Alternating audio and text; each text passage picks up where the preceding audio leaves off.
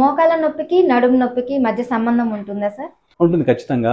Over the period లో అలా మోకాళ్ళ నొప్పులు వచ్చినప్పుడు వాళ్ళు నెగ్లెక్ట్ చేయడం వల్ల ఇంకా ఆ బరువు అంతా పై జాయింట్కి వెళ్తా ఉంటుంది, పైన కింద జాయింట్కి వెళ్తా ఉంటుంది. ఆ ప్రెజర్ అంతా తొండి జాయింట్, అది కూడా దాని మీద ప్రెజర్ నుంచి దాని పైకి నడుముకి అంటే బ్యాలెన్స్ అవడం కోసము ఇట్లా నడుస్తూ ఉంటారు అనమాట. దానివల్ల ఏంటంటే ఫస్ట్ మజిల్స్ ఎఫెక్ట్ అవుతుంది బ్యాక్ దగ్గర, తర్వాత ఓవర్ ద పీరియడ్ అది బోన్ కూడా ఎఫెక్ట్ అవుతుంది, తర్వాత డిస్క్ ప్రాబ్లమ్స్ ఇవన్నీ వస్తూ ఉంటాయి. కాబట్టి అంటే అందరిలో అట్లా వస్తానైతే చెప్పలేనులే కానీ, బట్ కొంతమంది పీపుల్ అట్లా అబ్జర్వ్ చేస్తున్నాము. ఫస్ట్ మోకాళ్ళ నొప్పులు వస్తుంటాయి, సో దాన్ని కొంచెం నెగ్లెక్ట్ చేయడంలో ఓవర్ ద పీరియడ్ ఆ బెండ్లు వస్తూ ఉంటాయి అనమాట. బెండ్లు వచ్చినప్పుడు ఏంటంటే మనకు బాడీ బ్యాలెన్స్ ప్రాపర్ గా ఉండాలి కాబట్టి దానికి తగ్గట్టు పైన జాయింట్ లో కాంపన్సేట్ చేస్తూ ఉండాలన్నమాట. కాబట్టి ఆ కాంపన్సేట్ చేసినప్పుడు అవి డిఫార్మిటీ, అవి కూడా బెండ్ అవడం స్టార్ట్ అవుతూ ఉంటాయి.